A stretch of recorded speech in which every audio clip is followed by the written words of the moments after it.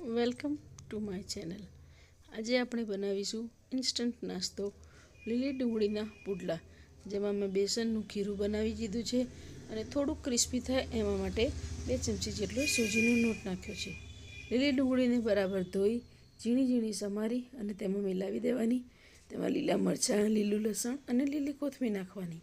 હવે આપણે સૂકા મસાલા કરી દઈએ, જેમાં મીઠું, હળદર, લાલ મરચું, ધાણા જીરું પાવડર, આ બેઝિક મસાલા નાખી અને બેટર તૈયાર કરવાનું। આ બેટરને હવે આપણે હેન્ડ બ્લેન્ડરથી થોડુંક ફેરવી દેવાનું, જેથી કરીને તેમાં એક રસ ડુંગળી અને બધું થઈ જાય, જેથી પુડલા ઉતારવામાં તે તૂટી ન જાય અને લીલી ડુંગળી એકદમ જ ચણાના લોટના ખીરામાં વ્યવસ્થિત મિક્સ થઈ જાય। હવે આપણું આ બેટર તૈયાર છે।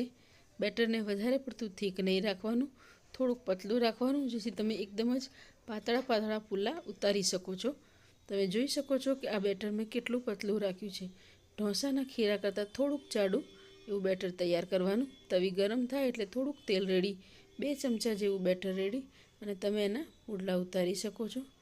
નીચેનો ભાગ ધીમા તાપે ક્રિસ્પ થવા દેવાનો અને ઉપરનો ભાગ એકદમ ડ્રાય થાય પછી જ તેને ફેરવવાની કોશિશ કરવાની। કિનારી ઉપર થોડુંક તેલ રેડીશું। જો તમે નોનસ્ટિકની તવી યુઝ કરતા હોય તો તમે તેલ ન નાખો તો પણ ચાલી શકે છે। તમે જોઈ શકો છો કે ઉપરનો ભાગ એકદમ ડ્રાય થાય પછી પુડલા ઉપર થોડુંક તેલ રેડી અને તેને પલટાવી દેવાનું। હવે નીચેના ભાગે પણ એકદમ ક્રિસ્પી થવા દેવાનો। તમે જોઈ શકો છો કે ફૂલો એકદમ જ સોફ્ટ થયો છે, જે તમે સવારે ચા સાથે, ગ્રીન ચટણી સાથે અથવા તો દહીં સાથે પણ ખાઈ શકો છો।